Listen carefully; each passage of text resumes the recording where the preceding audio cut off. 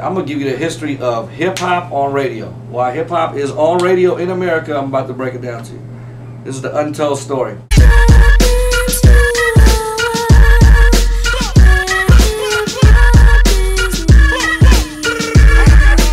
What's up, King Tech? How you doing, sir? I'm alright, man. I'm alright. How you feeling, man? Feeling privileged right now to be here. We were actually on his show right now, which broadcasts to 11-something million people. It's the highest, biggest syndicated hip-hop show on the planet as we speak. And that was on the world-famous Wake Up Show. So, for people who don't know who you are, tell us a little bit more about yourself. But basically, man, I'm from the Bay Area, San Francisco Bay Area, and in the early '80s, man, there was the big movement going on with when the movie Wild Style and Flashdance came out. Pretty much became an international thing with breakdancing and popping and rapping. Like, it became a thing. So I'm pretty much out of that culture, man. I came out of there, I was like 10, 11 years old, and I started going to this place called Fisherman's Wharf in the Bay Area. I'm popping, and I became one of the best up in the Bay. That was like my whole life, man. And like around 86, 87, the movie Colors came out, different things happened, the whole b-boy and dancing scene kind of started fading away, and the LA gang culture started becoming like the new fad around the world. Everybody was like, oh, I want to be that now. And a lot of people were like, yo, what's going on? And I didn't know what else to do right after that, because I was really into hip-hop, and I was like, the next thing for me was to get into DJing. MC Sway at the time, his name was Sway, became MC Sway. I know you guys got a Sway out there in the UK now. Yeah, we got a Sway. There's another Sway out in the UK, but I mean, me and this brother put in some work, man, put in some dudes. In other words, like, now you can buy a laptop and you got GarageBand and different things on it, you can make a record. And in the late 80s, man, you 17, 18 years old, you trying to figure out, you got to go get a 9 to 5 and really work and raise $50 to get some studio time. So you really have to know what the hell you're doing. And we went to the studio, made a record called Follow For Now. It became a smash in the Bay Area. It started beating Madonna. And the station was like, man, who are these cats? Then at the end of it, I needed the station was having a contest for $1,000, and I was like, man, I need the G. So I jumped in it, beat a lot of people that night.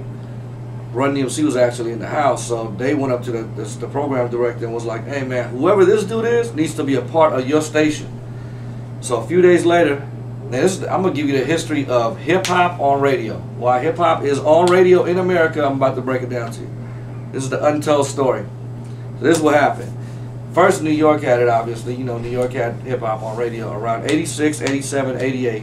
There was so much fighting going on in clubs that hip-hop was banned from radio and clubs. Therefore, when you listen to old 80s records, they had to have dance, which eventually became hip house.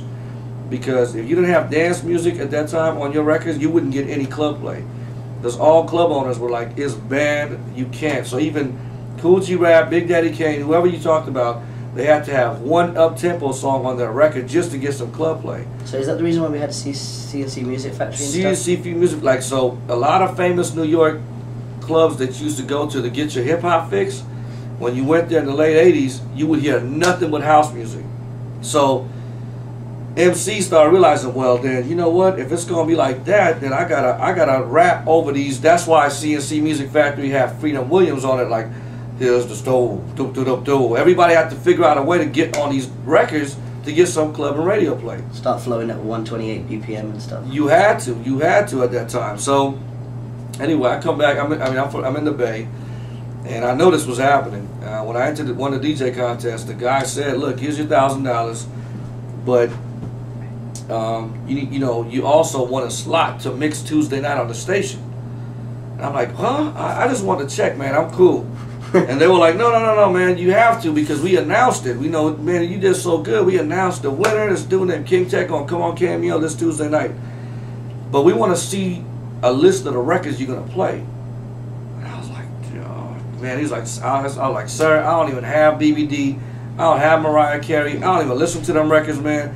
Plus my friends, I grew up in hip hop. They're gonna kill me if I play those records. So they were like, you know what, man, just give us the playlist, come up here on Tuesday, give us the list, and we'll make that decision. So I did something sneaky, man. I basically made the whole mix in the house on a reel-to-reel at that time. and I showed up 8 minutes before the mix was supposed to go on the air. So the person was like, they didn't even have time to review it. They were like, oh man, what the fuck? What am I gonna do? He just threw the record on the air. I mean, the whole mix.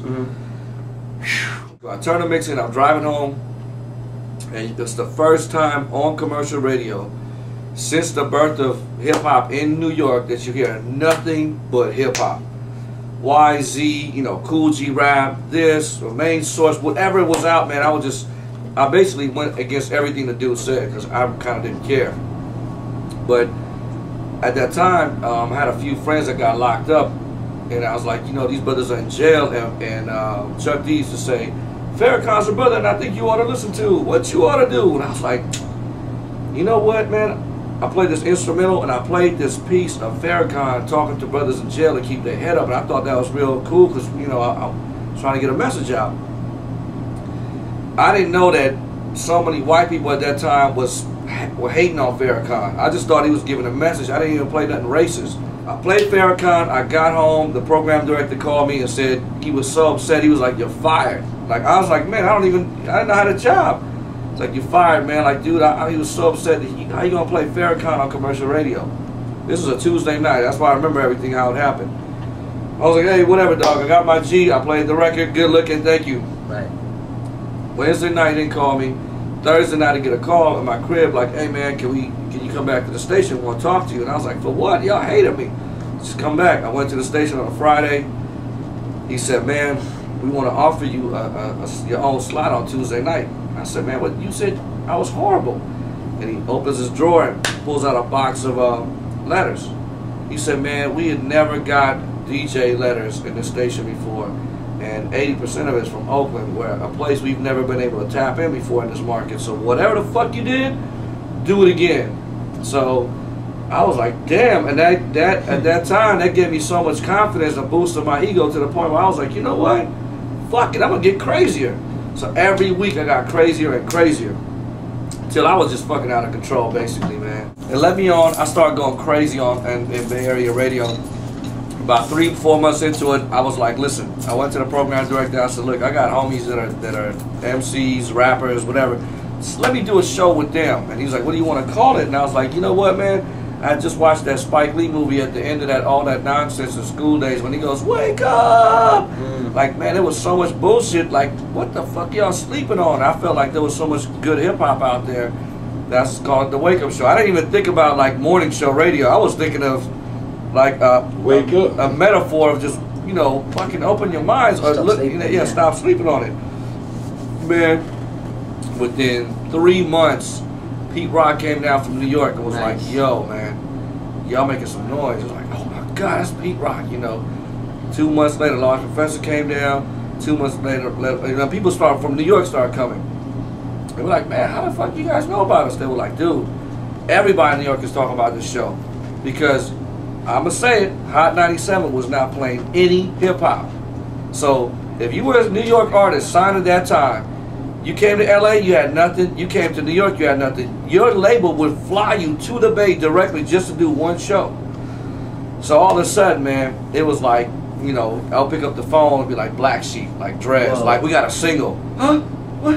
What's going on? Man, this is like my, you know. And this is so real because it's the opposite of pay to play and all the controversy that's riddled through this industry. Exactly, right now. man. We just love the music, man. So I got some crazy stories, man. It got to a point, man, where we were breaking so many records that weren't even super hip hop, like Arrested Development. You ever hear that record out there, Tennessee? Most definitely, yeah.